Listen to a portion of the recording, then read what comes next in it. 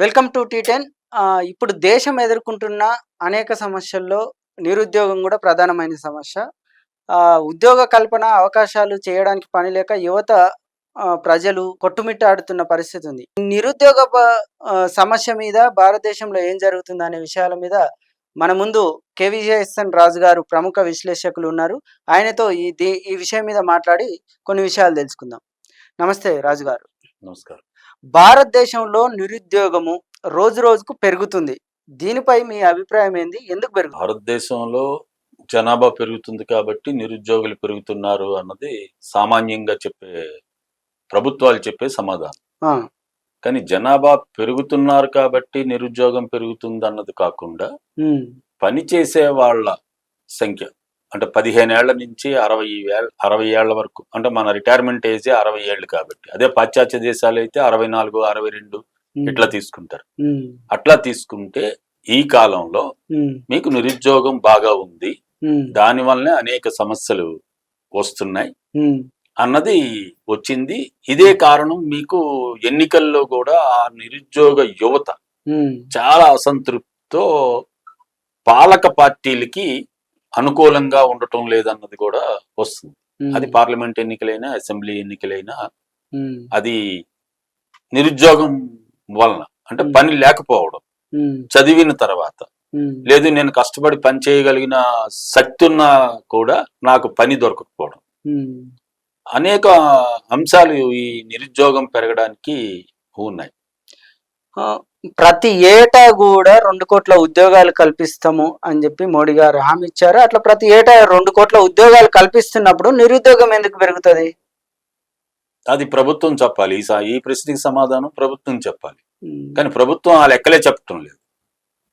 ఇప్పుడు డిఓపిటి అని కేంద్ర ప్రభుత్వ సంస్థ, department of personal and training అని చెప్పినాను.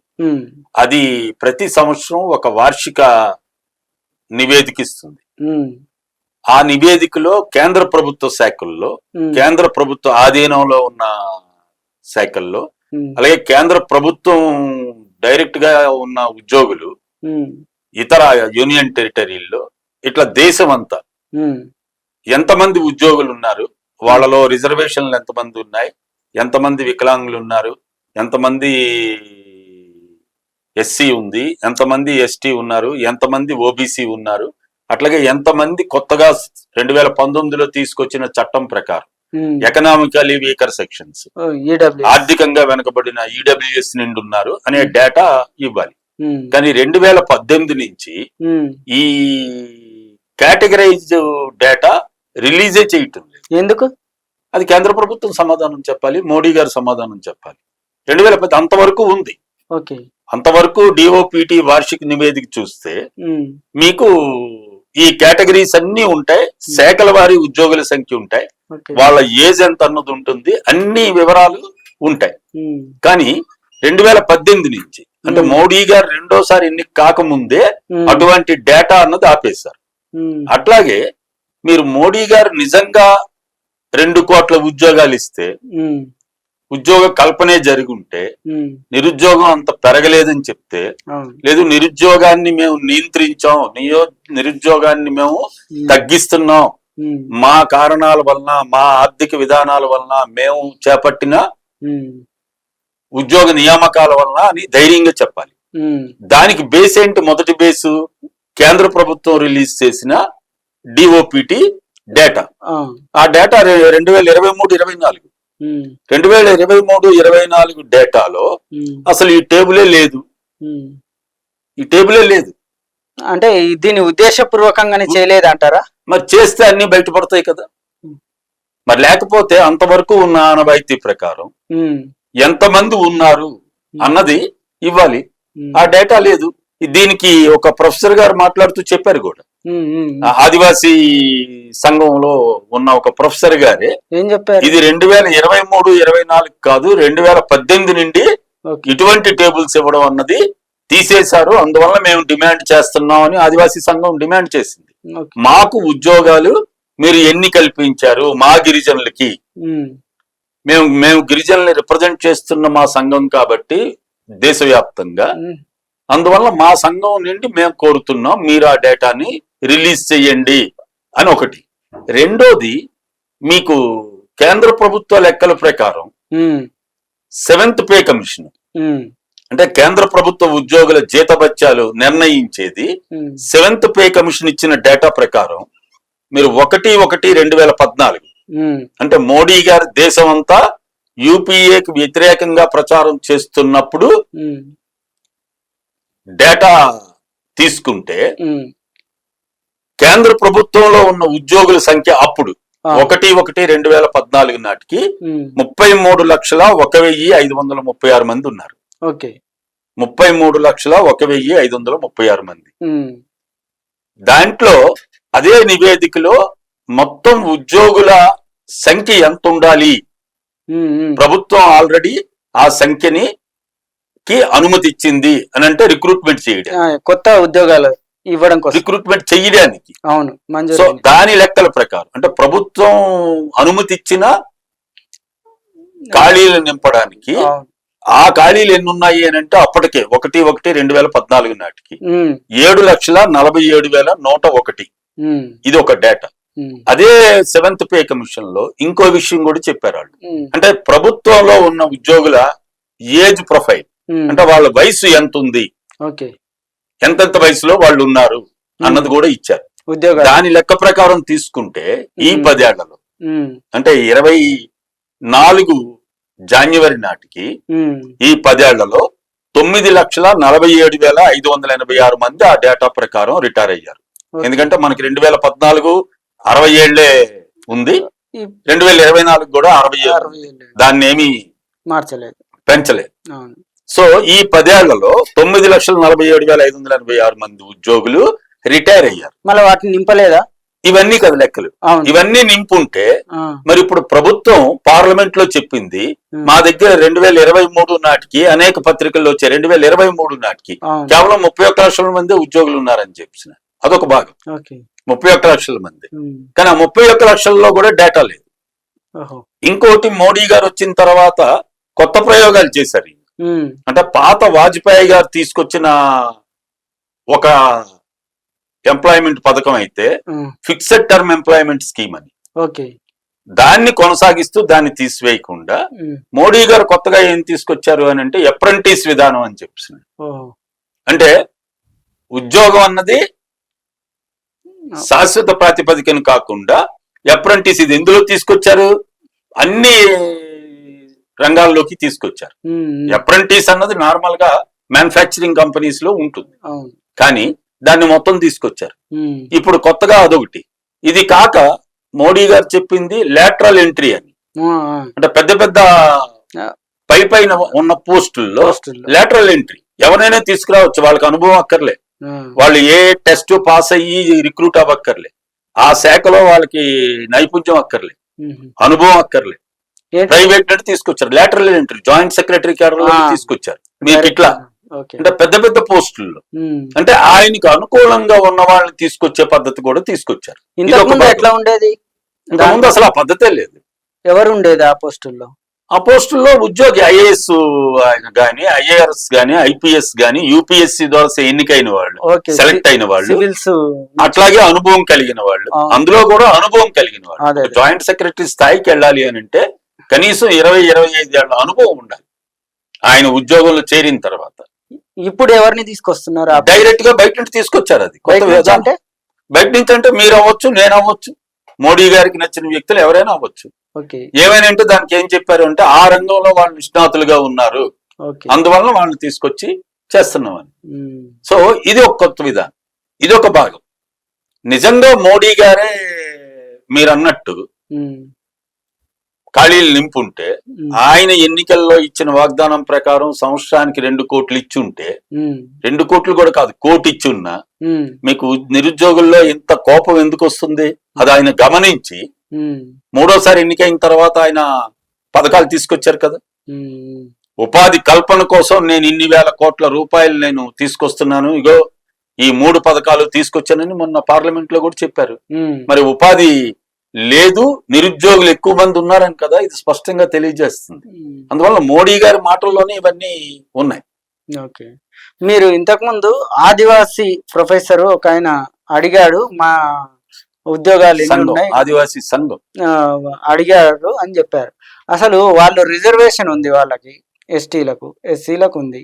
వాళ్ళ ఆ రిజర్వేషన్ ప్రకారం ఎన్ని ఉన్నాయో ఆ రిజర్వేషన్ ప్రకారం పొందినవి అవన్నీ వాళ్ళకు తెలుస్తాయి కదా, వాళ్ళ భాగం వాళ్ళకు వస్తూనే ఉంటుంది కదా. మళ్ళీ కొత్తగా ఎన్ని ఉన్నాయి ఎన్ని వచ్చాయి అనే ఆ డేటా ఏమో ఎప్పుడు వస్తుంది రిజర్వేషన్?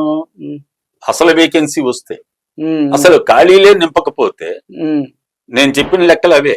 ఓకే. ఖాళీలే ప్రభుత్వం నింపకపోతే ఉమ్, ప్రభుత్వ శాఖల్లో, కేంద్ర ప్రభుత్వ శాఖల్లో ఇప్పుడు దేశవ్యాప్తంగా ఉమ్. సుమారు 30 లక్షల ఖాళీలు నింపొచ్చు అని చెప్పిన ఆయన. మీరు 30 లక్షల ఉద్యోగాలు కల్పించవచ్చు అని. మీరేమో ఖాళీలు నింపలేదా అని అంటున్నారు. ఖాళీలు నింపకుండా ఆడ మనుషులు లేకుండా మళ్ళా ప్రభుత్వ శాఖలని పనిచేస్తున్నాయి కదా. ప్రభుత్వ ఎట్లా- శాఖలు ఎ- పనిచేస్తే ఎట్లా ఒక వ్యక్తే పనిచేస్తుంది? 10 పనులు చేయొచ్చు, ఉమ్, లేదు 10 పనులు పెండింగ్ పెట్టొచ్చు. ఓకే. అందువల్ల పనులు జరుగుతున్నాయా లేదా అన్నది కాదు, నిరుద్యోగం పెరిగిందా లేదా అన్నదానికి ఉదాహరణ. ఓకే. రెండోది, మన జనాభా ఎంత పెరిగింది ఉమ్, 2014కి 2024కి? ఉమ్, 2014కి 2024కి సుమారు 20 కోట్ల పైన పెరిగింది. అవును. మరి అప్పటికన్నా 2014 నాటికి ఉన్న ఉద్యోగుల కన్నా తక్కువ ఉన్నారు ఉమ్, ఉద్యోగులు. ఓకే. అట్లాగే అప్పుడే నిర్దేశించిన దాని ప్రకారం ఉన్న ఖాళీలు నింపలేదు. తగ్గినాయి. ఈ 10 ఏళ్లలో రిటైర్ అయిన వాళ్ళ ఖాళీలు నింపలేదు. అంటే ఇవన్నీ తీసుకుంటే ఒక్క కేంద్ర ప్రభుత్వ శాఖల్లోనే మోడీ గారు తలుచుకుంటే ఈ రోజే 30 లక్షలు కనీసం ఉమ్, ఉమ్, ఉద్యోగాలు కల్పన చేయొచ్చు. ఓకే. ఇది చేస్తే ఏమవుతుంది అని అంటే 30 లక్షల్లో 15% ఎస్సీలకు వస్తుంది, ఉమ్, 7.5% ఎస్టీలకు వస్తుంది, ఉమ్, ఒక 10% ఈబీసీకి వస్తుంది, అలాగే మీకు వికలాంగులకి 10% వస్తుంది. అవును. ఇట్లా మీరు తీసుకుంటే ఉమ్, ఓబీసీ 27% వస్తుంది. అంటే ఇలాగా సామాజికంగా వెనకబడిన తరగతులన్నిటికీ ఉమ్, ఉపాధి దొరుకుతుంది. ఉమ్, ఉమ్, అట్లాగే ఇంకా మెరుగైన సేవలు కేంద్ర ప్రభుత్వం శాఖల నుంచి ప్రజలకు అందుతాయి. ఉమ్, ఉద్యోగ కల్పన ప్రభుత్వ శాఖల్లో కల్పించడం అని అంటే ప్రభుత్వాన్ని ప్రజలకి మరింత చేరువ చేయడం, ఓకే. తన సేవలు అందించడం ద్వారా తన సేవలు అందించడం, ఇది కీలకం. ఇప్పుడు మోడీ గారే నింపటం లేదు కాబట్టి, ఉమ్, కేంద్ర ప్రభుత్వమే నింపటం లేదు కాబట్టి, మొత్తం భారతదేశంలో ఉన్న అన్ని రాష్ట్రాల్లో కూడా, ఉమ్, కేరళ మినహాయిస్తే ఉమ్, అన్ని రాష్ట్రాల్లో కూడా మీకు అది రాష్ట్ర ప్రభుత్వాలు అవే చేస్తున్నాయి. ఉమ్, అందుకే ఇప్పుడు మీకు ఇక్కడ కాంగ్రెస్ ప్రభుత్వం ప్రచారం ఏం చేసింది? ఇప్పుడు మీరు వాళ్ళు చెప్తున్నారు 55,000 మేము ఇచ్చాం, ఇచ్చాం. 2 లక్షలు మేము ఇస్తాం, ఉమ్, జాబ్ క్యాలెండర్ రిలీజ్ చేస్తామని. ఇప్పుడు అధికారం కోసం పోటీ పడుతున్న పార్టీలు నిరుద్యోగమే కీలకంగా చెప్తుంది, ఓకే. ధరల పెరుగుదలే చెప్తుంది. అది మన సబ్జెక్ట్ ఈ రోజు కాదు కాబట్టి నిరుద్యోగం చెప్తుంది. అవును. మీకు మొన్న మహారాష్ట్ర ఎన్నికల్లో ఉమ్, బీజేపీ ఎన్డీఏ పార్టీలే హామీ ఇచ్చింది 25 లక్షలు మేము ఉద్యోగ కల్పన చేస్తామని. ఉమ్, అంతకుముందు హర్యానాలో చెప్పారు, అవును. అంతకుముందు జమ్మూ కాశ్మీర్ చెప్పారు, అంతకుముందు జార్ఖండ్ చెప్పారు. ఇట్లా మీరు చెప్పుకుంటే అది అటు ఎన్డీఏ ప్రభుత్వం అయినా ఇటు ఇండియా బ్లాక్ అయినా ఉమ్, ఎన్నికలప్పుడు మీకు ఒక నిరుద్యోగం అన్నది ఒక అంశంగా చెప్తున్నారు. అవును. ఇది ఎందుకు చెప్తున్నారు మరి? నిరుద్యోగం పెరగకపోతే యువతని ఆకర్షించడానికి కదా చెప్పేది ఉద్యోగ కల్పన అన్నది. ఓకే. ఇది అందువల్ల మనం ఇవన్నీ తీసుకుంటే వాళ్ళ మోడీ గారి లెక్కలు, మోడీ గారు మంత్రివర్గంలో ఉన్న మంత్రులు, లేదు వాళ్ళ రాష్ట్ర ప్రభుత్వంలో ఉన్న ముఖ్యమంత్రులు వాళ్ళే చెప్తున్నారు ఎన్నికలప్పుడు. మరి ఇదే కదండి తార్కాణం. ఇప్పుడు భారతదేశం అనేది ప్రపంచంలోనే 5వ ఆర్థిక శక్తిగా, అతిపెద్ద 5వ ఆర్థిక శక్తిగా ఎదిగింది. దానివల్ల అనేక పరిశ్రమలు కానీ, కంపెనీ యజమానులు కానీ వాళ్ళంతా కూడా భారతదేశం వైపు చూస్తున్నారు, పరిశ్రమలు వస్తున్నాయి అని మోడీ గారు చెప్తా ఉన్నారు. ఆ పరిశ్రమలు వచ్చినప్పుడు ఉపాధి అవకాశాలు కూడా పెరుగుతాయి, దానివల్లనే పెరిగాయి, నిరుద్యోగం తగ్గింది అని చెప్తున్నారు. మీరేమో అసలు ఉద్యోగ కల్పన లేదు, నిరుద్యోగ రేటు బాగా పెరిగింది, యువతలో అసంతృప్తి ఉందా అని అంటున్నారు. మరి పరిశ్రమలు వచ్చినప్పుడు ఉపాధి పెరుగుతుంది కదా, మీరు ఎట్లా చెప్తారు తగ్గిపోయింది? పరిశ్రమలు వస్తే నిజంగా ఉపాధి పెరుగుతుంది, రాలేదా? అందులో ఎటువంటి సంకోచం లేదు. రాలేదా? మోడీ అబద్ధం చెప్పాడా? అబద్ధం చెప్పాడా లేదా అన్నది మీకు 10 ఏళ్లలో తెలుస్తుంది కదా. మోడీ గారు అబద్ధాలు చెప్తారా, దాన్ని నిజాలు చెప్తున్నారా అన్నది 10 ఏళ్లలో తెలిసింది. ఇప్పుడు ఆ చర్చ కాదు. కానీ నిజంగా అంత పెట్టుబడి వస్తే, అన్ని పరిశ్రమలు వస్తే మీకు మరి నిరుద్యోగులకి ఉపాధి దొరకాలి కదా, నిరుద్యోగుల శాతం తగ్గాలి కదా. మీరు ప్రపంచ బ్యాంక్ నుంచి భారతదేశంలో ఏ లెక్కలు తీసుకున్నా మీకెందుకు నిరుద్యోగం పెరుగుతుందని అన్నది లెక్కలు వస్తున్నాయి. అందువల్ల ఆ లెక్కలు మీకు స్పష్టంగా తెలియజేస్తున్నాయి. ఇప్పుడు చెప్పొచ్చు, మొన్న మోడీ గారు 9వ తారీఖు నాడు రాజస్థాన్ సమ్మిట్ లో ఇనాగ్రేట్ చేస్తూ అదానీ గారిని పక్కన పెట్టుకొని మీకు చెప్పారు. అదానీ గారు అదే దాంట్లో 7.5 లక్షల కోట్ల రూపాయలు నేను రాజస్థాన్ లోనే పెట్టుబడులుగా పెడతామని అన్నారు. పెట్టుబడులు పెడతామని చెప్పారు. కానీ ఎప్పుడు రావాలి, అవి నిజంగా వస్తాయా లేదు అది చూపించి, రాజస్థాన్ ప్రభుత్వం డబుల్ ఇంజిన్ సర్కార్ కాబట్టి అదానీ గారికి ఏదైనా లాభం చేకూర్చే పనులు చేయడానిక ఇవి. అందువల్ల దేశవ్యాప్తంగా రాష్ట్రాల్లో గాని కేంద్రంలో గాని మోడీ గారు 10 ఏళ్ల నుంచి చెబుతున్న వేరు, నిరుద్యోగులు పెరగడం అన్నది మాత్రం సత్యం. అందువల్ల మీరు ఆ లెక్కల్లోకి తీసుకోవచ్చు. మీరు ఇప్పుడు కేవలం ఈ 3-4 ఏళ్ల కాలంలోనే 8 కోట్ల ఉద్యోగాలు క్రియేట్ చేసినాం, నిరుద్యోగ రేటును 3.2% తగ్గించినాం అని చెప్పి మోడీ గారు స్వయంగా చెప్పారు. ఈ అబద్ధ మా ప్రభుత్వం మీద నా మీద అబద్ధ ప్రచారాలు మానుకోండి, అవి అబద్ధాలు అని చెప్పి ఆయన లెక్కలతో సహా చెప్పిండు. ఈ 8 కోట్ల ఉద్యోగాలు రాలేదా ఈ 3-4 ఏళ్ల కాలంలో? నిజంగా 8 కోట్ల ఉద్యోగాలు మోడీ గారి 3 ఏళ్లలో ఇచ్చుంటే 2024లో జరిగిన ఏప్రిల్ మేలో జరిగిన ఎన్నికల్లో ఆయనకు 370 సీట్లు వచ్చేవి. 240 రావడానికి కారణం నిరుద్యోగం అని చెప్పేసిన అంశమే కీలకం అని చెప్పేసినాను. మిగతా అంశాలు అనేకం అందులో కీలకంగా ఉన్నాయి, కానీ అదే అంశం కీలకంగా ఉంది అన్నది తర్వాత మోడీ గారే చెప్పారని నేను చెప్పాను కదా. అంటే 8 కోట్ల మోడీ గారే 8 కోట్లు ఇచ్చామన్నది 3 ఏళ్లలో నిజం అయితే, మరి మోడీ గారే పార్లమెంట్ లో నేను నిరుద్యోగ యువతగా ఉద్యోగాలు కల్పించడానికి నేను ఈ పథకాలన్నీ తీసుకొస్తున్నాను, స్కిల్ ఇండియా తీసుకొస్తున్నా, మా యువకుల్లో నైపుణ్యత పెంచడానికి మేము ఇన్ని కోట్ల రూపాయలు మేము తీసుకొస్తున్నాం. Make in India, made in India, stand up India, sitting India అవన్నీ వేరు, అవి అయిపోయి ఆ స్లోగన్స్ అన్ని. అందువల్ల స్లోగన్స్ కాదు కావాల్సింది, నిజంగా ఆ స్లోగన్స్ ని అమల్లో పెట్టారా లేదా అన్నది లేదు అన్నదే మీకు మొన్న ఎన్నికల్లో కూడా కనబడింది. అందువల్ల మోడీ గారు నిజంగా ఉద్యోగ కల్పన చెయ్యలేదు అన్నది ఒకటి. రెండోది 5వ ఆర్థిక శక్తిగా పెరిగింది అన్నది అది వేరది. 5వ ఆర్థిక శక్తిగా పెరిగింది అన్నది జీడిపి లెక్కల్లో. మరి ప్రపంచంలో ఉపాధి కల్పనలో లెక్కలు తీయమనండి తేలుతుంది. అందువల్ల ఆ లెక్కల్లోకి వెళ్తే, కానీ మనకి స్పష్టంగా అర్థమైంది అనేక రిపోర్టుల్లో, అనేక లెక్కల్లో, అలాగే మోడీ గారు ప్రభుత్వం దాచిపెడుతున్న డేటా, ఆ డేటాను రిలీజ్ చేయమనండి. సో ఇవేమి తీసుకున్నా నిజంగా మోడీ గారు ఉద్యోగ కల్పన చేస్తుంటేగా మా కేంద్ర ప్రభుత్వ శాఖల్లో నేను ప్రధానమంత్రి అయిన తర్వాత మా 11 ఏళ్ల పాలనలో మీకు ఇన్ని ఉద్యోగాలు కల్పించాం కేంద్ర ప్రభుత్వంలోనే అని చెప్పమనండి. ఇంతమంది ఎస్సీ, ఎస్టీ, ఓబీసీ, ఈడబ్ల్యూసీ వికలాంగులకి అందరికీ మేము కల్పించామని చెప్పమనండి. ఆ డేటా రిలీజ్ చేయమనండి. అందువల్ల ఆ డేటా రిలీజ్ చేస్తే, డేటా లెక్కలు తీస్తే, అసలు ముందు డేటా రిలీజ్ చేయడానికి ఆ శాఖకు అనుమతి ఇవ్వమనండి. డిఓపిటికి పరిశ్రమలకు అనుమతి ఇవ్వమనండి. పరిశ్రమలు కూడా కంపల్సరీ ఆ లెక్కలు ఇవ్వమని చెప్పండి. అవన్నీ మొత్తం ప్రభుత్వం తీవనండి. నిజంగా మోడీ గారు చేస్తే శభాష్ అని మేము చెప్తాం. కానీ అది చేయటం లేదు కాబట్టి ఈ రోజు దేశవ్యాప్తంగా యువత ఆగ్రహంతో ఉన్నారని. అట్లాగే మీకు అనేక రాష్ట్రాల్లో యూపీ అట్లా నోటిఫికేషన్లు వస్తున్నాయి, మళ్ళీ గొడవలు, లీకేజ్లు అవి ఇవన్నీ. ఇది కొత్త వరవడి. ఇది అంటే నోటిఫికేషన్ ఇస్తారు కానీ ఖాళీలు నింపరు, అది ప్రాసెస్ పూర్తి అవ్వదు. సో ఇవి కూడా నడుస్తున్నాయి. ఇది కూడా జుమ్లా అయి ఉండొచ్చు కదా. అందువల్ల పారదర్శకంగా ఉండి మోడీ గారు ఇచ్చారు అని అంటే లెక్కలు తీయమనండి. ఆయన చేతిలో ఉన్నాయి. ఆయన కనుసైగ చేస్తే లెక్కలు ఇవ్వడానికి డిఓపిటి లాంటి సంస్థలు రెడీగా ఉన్నాయి. అనేక సంస్థలు ఉన్నాయి మోడీ గారు చెప్తే చేసేవి. వాటి ద్వారా తెలియజేయమనండి. నిరుద్యోగ యువతకి మేము ఇన్ని ఉద్యోగాలు కల్పించామని డేటా ఇవ్వమనండి.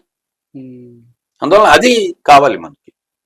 థ్యాంక్ యూ రాజు గారు. నిరుద్యోగ సమస్య మీద మా ప్రేక్షకులకు వివరంగా వివరాలు అందించినందుకు ధన్యవాదాలు. మరొక అంశంతో మళ్ళీ మరో ఇంటర్వ్యూలో కలుసుకుందాం. Thank you.